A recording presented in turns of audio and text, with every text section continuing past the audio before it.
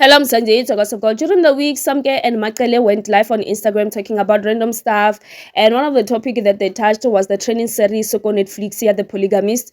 People on social media, every time Osam Seleku would post any picture with the wife, said they would comment about, hey, Jonas this, Jonas that. So Makele came in defense, nope. Osam Seleku say Jonas. And then Mayen, however, in between, ne? So the Polygamy series on Netflix in Zanzi is a South African drama series. The story is about Jonas Gomora, a rich businessman who has more than one wife and keeps many secrets. He tries to balance his family, business, and relationship, but his lies, they slowly to come out. So as the truth is revealed, his wives, his children, and the people around him are affected by his lies. The series is just full of love, betrayal, family problems, jealousy, and unexpected twists. The main actor is Sidhu Manchali, who plays Jonas Gomora. So if you enjoy drama, family stories, shocking secrets, then Polygamist series is a good series to watch. Now, comparing Jonas to Mosam Seleku, I don't think so, because at some point Jonas was an abuser. He hit both of his women. So Mosam Seleku is not an abuser. Abana yemile kade ngivukile ngcono ngiqhubeke nento engenzayo ngoba nginama visitor. Umuntu oqhamuka yena osenza amaqanda ngalesikhathi. Hey, ngaze afika nama visitor ami. Ingakobi ready. Thini?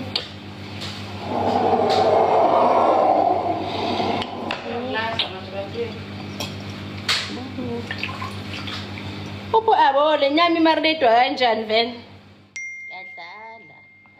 Hlekisa ngo abongo. La usazokushaya i-breakfast Ama pancake.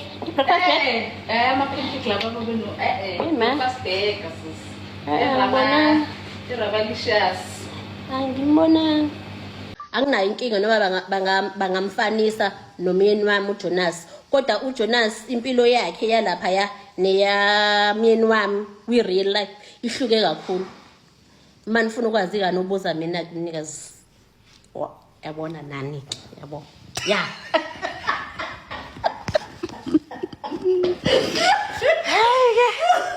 Senizwele kumele ngisathini ke. Izothina ke ngizokuzwa.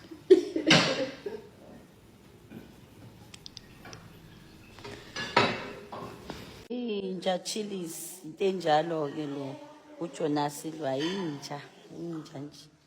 Ufuna vele ehlisa umoya wakhe nje lo wasisa miyeke yazi vele ingane zakhe indala. Futhi ngidina nento ngoba iTV kubuye ngazi ukuthi into ethesitheni. Kodwa indlela esengidine ngangisabuke kancane nje. Sayibuke kancane kodwa nje yo ave ngi right shame manje. Umnini ukhona umnini la uyena lo bhodlayo la. Nqobile khanyela uthi bafuna wena. Waza nangu unqobile. Uthi uyesakhe.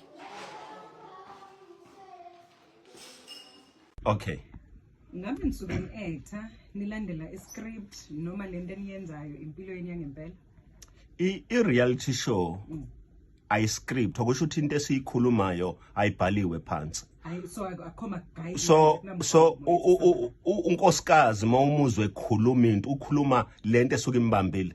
Uyabona mina ngiye ngithi ishow le ngayiqalayo ingisize kakhulu. Kukhona izinto ngaba ngikwazanga ukuzikhuluma ukuba yikho ishow. Nami ngangizofana namanye amadoda angakwazi ukukhuluma izinto ezithize. Kodwa ngoba ngine show ngikwazi ukuzikhuluma lezo zinto. This one. Number 2. Abantu bakamseleku sebefike ezingeni la bengabophezeli bakunqamleze ukuthi ukhulume izinto ezithize. Yingakho izinto esiyikhulumile sikwazi ukuqhubeka sihlale.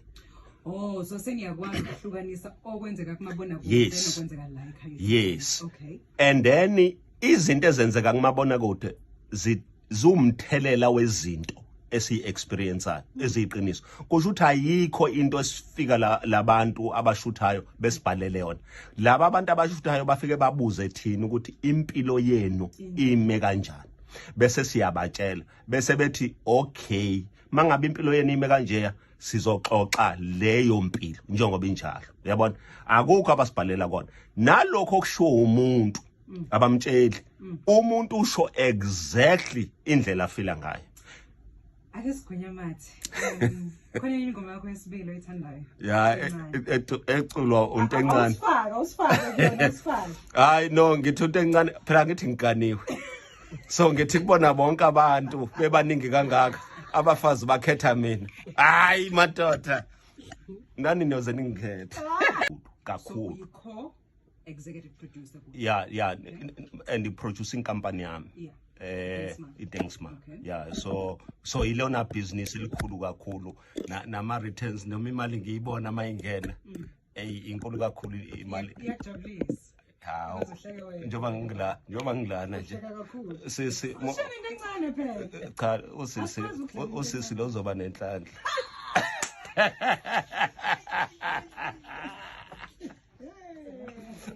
Yini nje okuyona ngiyazi ukuthi property Yeah. nokuyibusiness obukwethu uvela kulona. Yeah, la eThekwini ngiyisakhamuzi nginama property. Uma Khumalo ngelilanga wakwakhuluma wathi bebehlala nompumelelo kwenye indawo. Leyo ndawo yakamseleko lebe behlala kuyo. So sikwi property. Bese sibe kwi transport and logistic. And then bese senza i-television. Kusho ukuthi kuthatha esikwenzayo.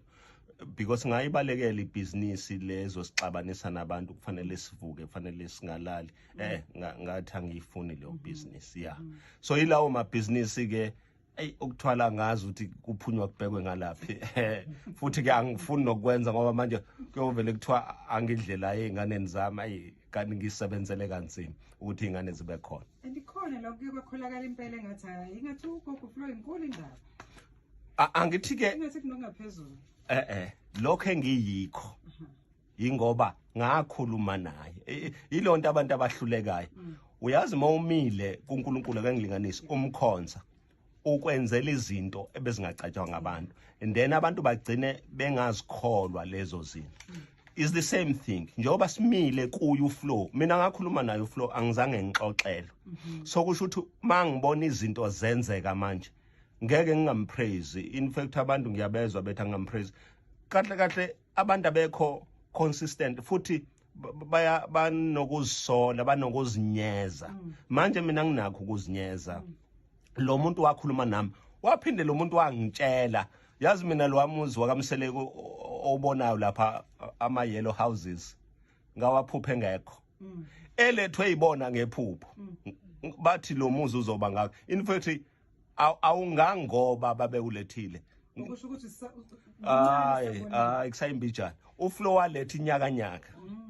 Now uhlelo lenu sibonela uwina indondo, mhlawumbe kusitshene kancane ngaleyo ndondo ngokuna kwayo nokuthi ke kwakuphatha kanjani.